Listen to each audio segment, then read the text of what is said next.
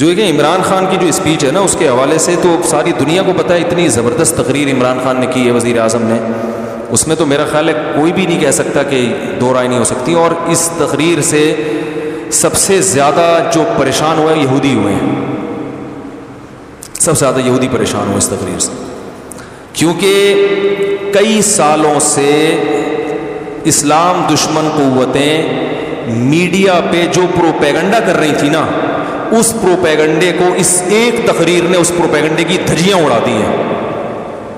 کیونکہ ایک انتہائی ذمہ دار آدمی جو ایک اسلامی کنٹری کا وزیر اعظم ہے، ایک عام آدمی نہیں ہے، ایک اسلامی، کیونکہ سارے پروپیگنڈا اسلام کے خلاف ہو رہا تھا نا، تو ایک اسلامی کنٹری کا وزیر اعظم، اور ایسی جگہ پہ کھڑے ہو کر کہ دنیا میں اس سے زیادہ حساس جگہ اور اہم جگہ کوئی ہو نہیں سکتی. اقوام متحدہ کی جنرل اسمبلی میں اتنی لمبی تقریر اتنے کانفیڈنس کے ساتھ اور اتنے اہم ترین ایشوز پر اتنے کانفیڈنس کے ساتھ اور اتنے مدلل انداز میں بیان کر کے انہی کا چہرہ ان کو دکھانا، یہ میں کہتا ہوں کہ اس پہ پوری قوم کو، جب وہ ملک میں واپس آئے نا، لوگ چھکا مار کے آتے ہیں، ورلڈ کپ جیت کے آتے ہیں، پوری قوم کھلاڑیوں کو اٹھا لیتی ہے کندھوں پہ، حالانکہ انہوں نے چھکا مارا ہوتا ہے اور کچھ نہیں کیا ہوتا. اس پہ پوری قوم کو بہترین طریقے سے خراج تحسین پیش کرنی چاہیے، جو میں سمجھتا ہوں کہ جتنی پیش کرنی چاہیے اتنی پیش کی نہیں جا رہی ہے. یہ بڑے دل گردے کا کام ہے کہ ایک ایسے حساس مقام پہ کھڑے ہو کر بھائی اتنے کانفیڈنس کے ساتھ آپ اتنے حساس ایشوز کو آپ اٹھائیں اور اتنے مدلل انداز میں. لکھی ہوئی تقریروں میں آپ کا پیغام چلا جاتا ہے، آپ کے جذبات نہیں جاتے.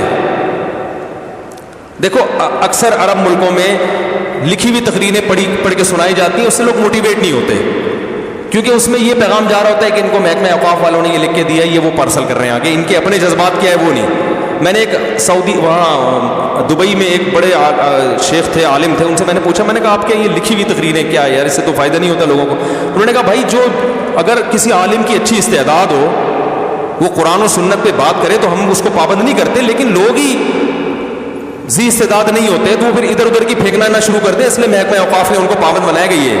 تو کہنا ہمیں کوئی وہ نہیں ہے. تو وہ مجھے بات ان کی بڑی مدلل لگی کہ بھائی وہ جو لوگ امامت کے لیے بھرتی ہونے کے لیے آتے ہیں ان میں اتنی صلاحیت ہی نہیں ہوتی، تو پھر وہ ادھر ادھر چلے جائیں. تو لیکن بہرحال لکھی ہوئی تقریر کا اثر نہیں ہوتا، آپ کے جذبات نہیں پتہ چلتے. اس تقریر میں جو وزیر اعظم ہے، تو ابھی چھوڑ دو P T I, J you آئی، جماعت اسلامی، مسلم، لیکن سیاسی اختلافات یہ رہیں گے اور یہ ہمیشہ سے ہوتے آئے اور یہ ہوتے رہیں گے. ابھی آپ اس تقریر کو پاکستان کے وزیر اعظم کی تقریر کی حیثیت سے دیکھیں، آپ سمجھ رہے ہیں اس میں یہ اختلافات کہ پی ٹی آئی کیا کہتی ہے، جے یو آئی کیا کہتی ہے، جماعت اسلامی کیا کہتی ہے، مسلم لیگ کیا کہتے ہیں، وہ اختلافات اپنی جگہ ہیں، وہ ان کے اپنے اپنے رائے ہیں اور ہر ایک کی رائے کا احترام کرنا چاہیے. نہ میں کسی کو غلط کہہ رہا ہوں نہ صحیح کہہ رہا ہوں، لیکن میں یہ کہہ رہا ہوں کہ بھائی ہم اس وقت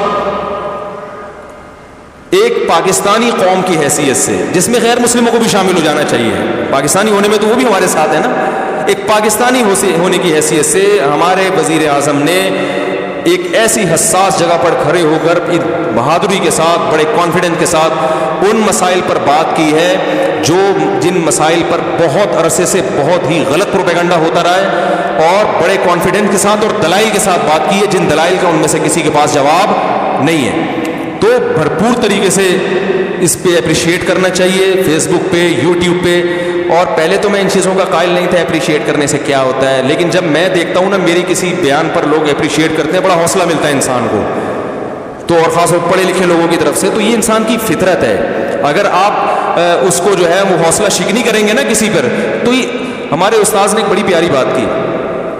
میں پہلے یہ ہوتا تھا کہ لوگ یہ نیگیٹو کمنٹ سے پریشان کیوں ہوتے ہیں، بھائی تم اللہ کے لیے کر رہے ہو کرتے چلے جاؤ. پازیٹیو کمنٹس پہ انسان خوش کیوں ہوتا ہے، بھائی تم اللہ کے لیے کر رہے ہو، جو نیگیٹو کرنا ہے نیگیٹو کرے. تو ہمارے استاذ نے کہا دیکھو انسان ہے نا انوائرمنٹ سے، ماحول سے متاثر ہوتا ہے. اگر سردی کا موسم ہوگا تو سردی لگے گی، چاہے آپ بزرگ ہوں چاہے آپ کتنے ہی پاورفل ہو. گرمی کا موسم ہے تو گرمی لگے گی.